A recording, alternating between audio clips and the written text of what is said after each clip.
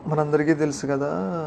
రీసెంట్‌గా అయితే ముంబై కెప్టెన్‌గా నియామకమైన హార్దిక్ పాండ్యా తన ఫిట్‌నెస్‌పై కొన్ని అనుమానాలైతే వ్యక్తమవుతున్నాయి. ఎందుకంటే తనకి కాలి గాయమైనది. ఆ గాయానికి ఐపీఎల్ వరకు అయితే కోలుకుంటాడా లేదని మనకి తెలియాలి.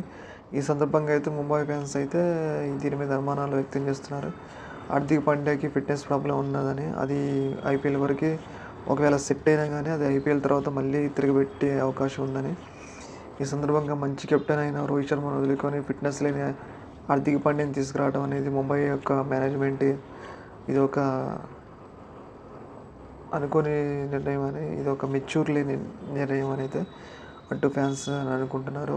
ఇంకోవైపు అయితే ఒకవేళ హార్దిక్ పాండ్యా యొక్క గాయం గనుక ఆహ్, ని హార్దిక్ పాండ్యా గాయం ఐపీఎల్ నాటికి గనక తగ్గకపోతే మళ్ళీ కెప్టెన్ ఎవరనేది మనకి తెలియాల్సిన అవసరం ఉన్నది. ఏదేమైనా 2024 ఐపీఎల్ హార్దిక్ పాండ్యా ఆడాలని మనం కోరుకుందాం. గాయం త్వరగా తగ్గాలని కోరుకుందాం.